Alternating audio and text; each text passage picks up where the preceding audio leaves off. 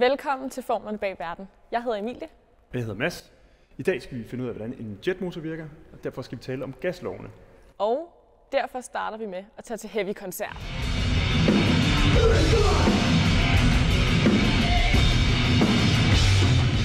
Gaslovene handler om, hvordan tryk, volumen og temperatur hænger sammen.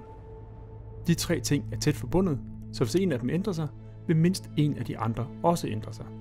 Det er faktisk det, man bruger for at få motorer, som f.eks. en jetmotor, til at virke. Prøv at forestille dig, at vi kigger på trykket i en beholder.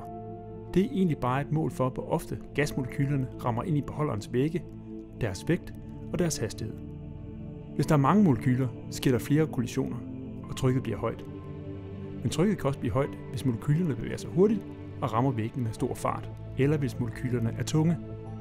Den kinetiske energi, molekylerne har, kalder vi for temperaturen. Jo mere kinetisk energi molekylerne har, jo højere er temperaturen. Men hvis vi nu holder temperaturen konstant, men gør beholderen større, altså øger volumen, så vil molekylerne ramme væggene sjældnere, og trykket falder.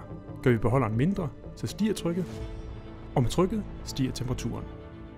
Vi er taget til Heavy Metal koncert for at vise, hvordan det hele hænger sammen. Forestil dig, at personerne til koncerten er gasmolekyler. Før koncerten er der ikke så mange mennesker, og de bevæger sig næsten ikke. Hvis det var en gas, vil temperaturen være lav, fordi det står stille, og trykket vil også være lavt, fordi der er få mennesker med lidt bevægelse. Inden koncerten starter, er der kommet mange flere mennesker, så trykket stiger.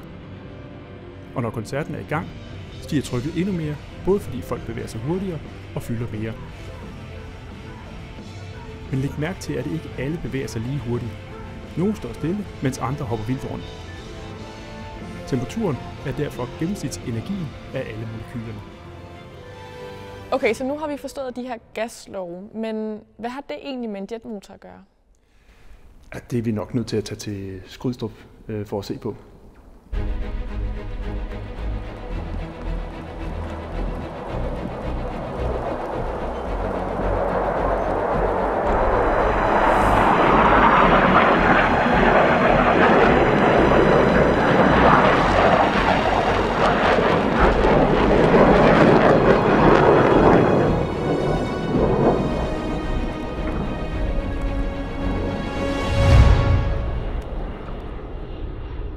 Hej Claus. Hej. Hvor er vi henne?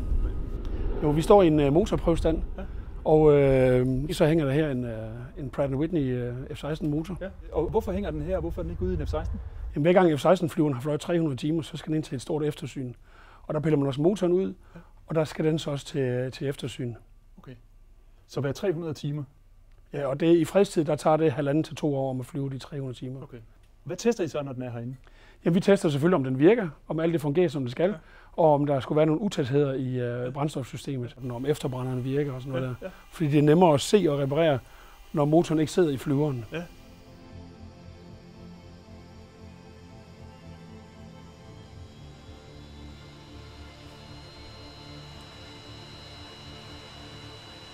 Sammenhængen mellem tryk, temperatur og volumen bruges i en jetmotor.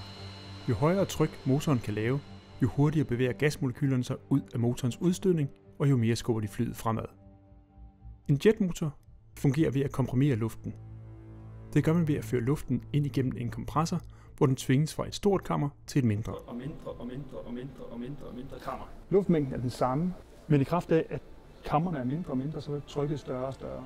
Når luftens volumen bliver mindre, stiger trykket og temperaturen. Og når trykket er allerstørst, så sprøjter man brændstof ind. Når man tænder ild til det, så udvider det sig. Opstår et meget højt tryk, som gerne vil ud af enden af jetmotoren.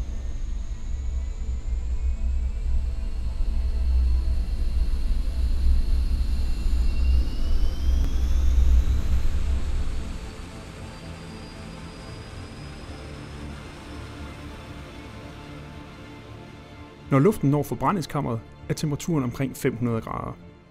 Her sprøjtes brændstoffet ind, som fordamper med det samme på grund af den høje temperatur. Så tændes der ild til brændstoffet, temperaturen stiger endnu mere, og det gør trykket også. Gassen søger hen, hvor trykket er lavest, og det er bagud, ud af motoren. Inden gassen slipper helt ud, passerer det turbinen, der er forbundet til kompressoren. De her turbiner, de driver indsugningen, der ligger foran. Så når først jetmotoren kører, så suger den hele tiden luft ind her foran, og skubber hele tiden luft ud her bagved. På den måde bruger man energien fra den udgående gas til at komprimere luften i motorens indgang. Hvor meget luft er der egentlig, der bliver lukket igennem sådan en her? Det er jo 100 kubikmeter luft i sekundet med fuld efterbrænder. 100 kubikmeter luft i sekundet. Den mængde luft, der er inde i det her lokale her, den bliver skiftet ud på få sekunder. Ja, og det er jo derfor, at porten den har sådan nogle lameller, der kan åbnes, så der kan komme luft ind, for ellers så vil motoren jo dø, hvis den ikke fik luft. Jo. Ja.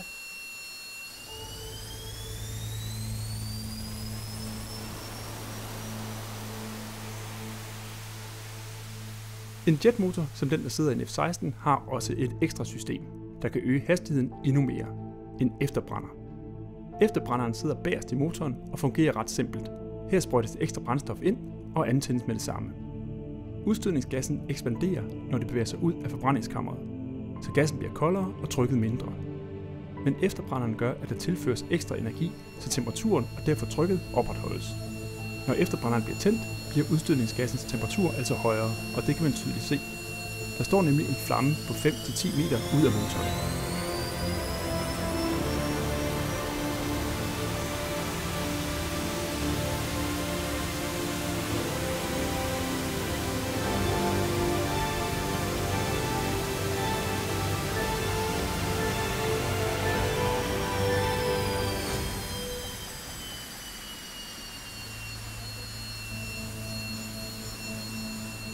Altså, hvor mange kræfter har sådan en motor her? Jamen altså, en turbinemotor yder jo ikke hestekræfter, ligesom en stempelmotor. Det er jo tryk. Ja. Og hvis man laver sådan en snydeformel, så regner man ud med fuld efterbrænder, så yder sådan en F-16-motor ca. 100.000 hestekræfter. 100.000 hestekræfter? Ja. Hvor meget vejer den? Den vejer 1,5 tons. Okay, så den vejer cirka lige så meget som en almindelig bil, men har 1000 gange så mange kræfter? Ja. Så er der ikke noget at sige til, at de flyver hurtigt i F-16? Nej, det er det jo. Det er Mach 2,1 af max hastighed. Okay, der må ryge noget brændstof igennem sådan en motor her. Hvor meget er det, der ryger igennem? I tomgang så bruger den 500 liter brændstof i timen. Okay. Og med fuld efterbrænder, der er det 25.000 liter i timen. 25.000 liter i timen? Ja, så derfor bruger de heller ikke efterbrænder så meget, når de flyver. Nej. Fordi så kan de ikke flyve ret lang tid. Jo. Nej, det er klart. Fordi flyveren kan uden ekstra tanke kan have 4.000 liter brændstof med. Okay. Og med ekstra tanke 8.000 liter. Og så kan man så regne ud, hvor kort tid den kan flyve med fuld efterbrænder.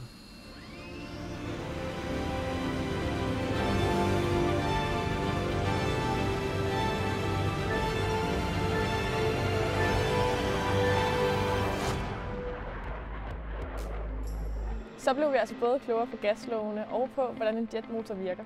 Ikke, Mads? Jo, det er rigtigt. Det er meget godt at lige at vide, hvordan sådan her den holder sig i luften, ikke? Jo.